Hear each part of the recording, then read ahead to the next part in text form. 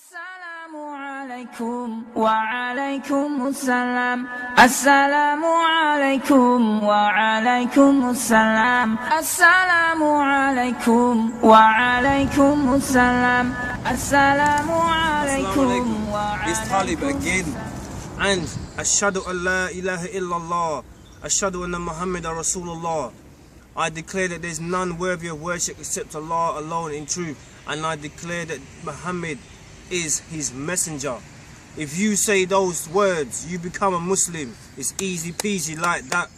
So today we're going to talk a little bit about my journey and a bit about of my reflection of what I was thinking about. And when I look back to the person that I was before to the person that I am today is completely different. It's like north and south, they're not even the same. I may have had part of the same thought processes, I may have even had some of the same moral codes, but my actions and my behaviors did not match up.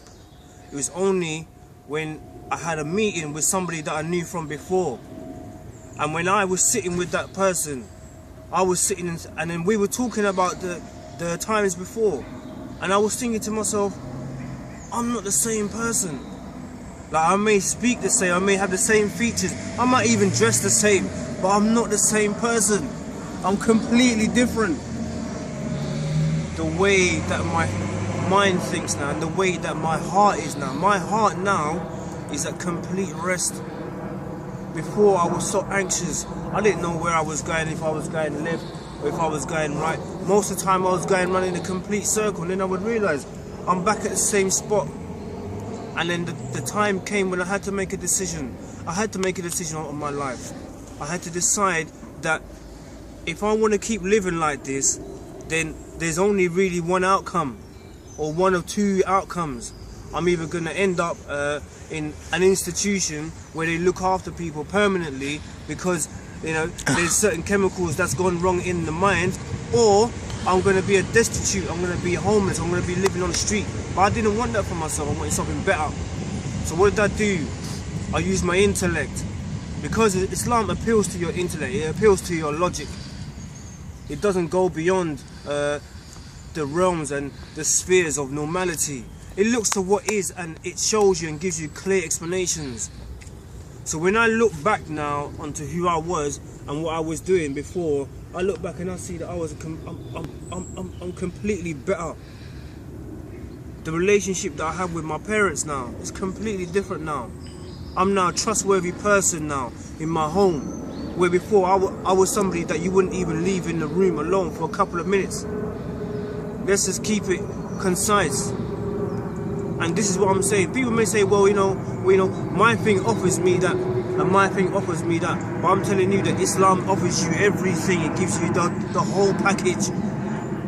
And Islam is like a complete upgrade. A complete upgrade on your life. Every aspect of your life is going to upgrade every aspect of your life. And you can give it an acid test or a Marshall test and put it up against critical situations and apply the principles of Islam, and you will see that it proves itself. It proves itself. So I was sitting there and I was talking with this person that I used to know, and I saw that this person is exactly in the same place. You know, I haven't gone to university, I haven't made like £1 million, I don't own 5, 6, 7, 8, 9, 10 houses, yeah? I'm just still doing my regular thing, but inside, that's where the change happened. And that's where the real change happened, inside. Where I admitted to myself that the way that I was living was not the right way. And the only way to live is to live how Allah has said for you to live. Because He knows best. He knows what He's doing. He knows exactly what He's doing. We can look at even sort of small examples to show you what Allah knows what He's doing. You could even look at something as small as the cell. The cell, 40 cells can fit in a line on a full stop.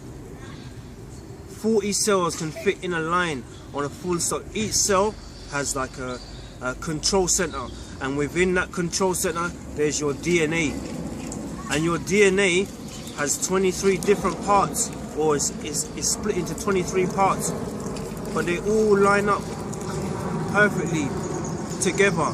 They all line up perfectly together. You can go to check it on the Google or on the YouTube and check out about chromosomes and DNA and see how the cell works, and tell me that if there isn't any creator that's put that together in that it's minuscule, it's a minuscule little world.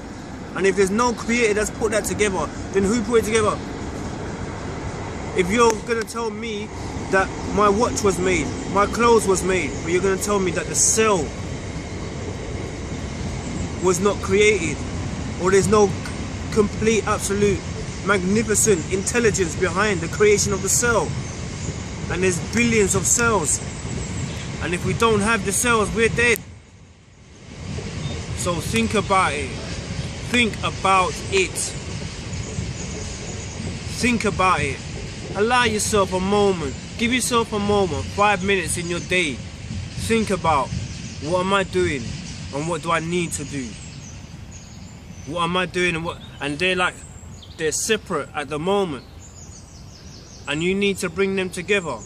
And when you openly open your mind objectively and allow yourself to read the Quran, read about Islam, read about it objectively, give it a chance, and allow your heart to communicate to you to what it is, because your mind's gonna say, well, no, because it does this to women and I think it does that, and no, just look at it for what it's telling you it is. And if you allow yourself to do that, I would hazard a good guess that you will be uttering those words, Ashhadu an la ilaha illallah wa ashhadu anna Muhammadan Rasulullah. Assalamu alaikum.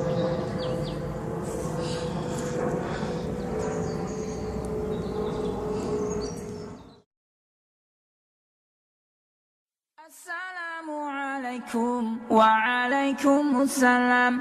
Assalamu alaikum wa alaikum assalam. Assalamu alaikum wa alaikum assalam. Assalamu This product is brought to you by alaikum. Oh yeah.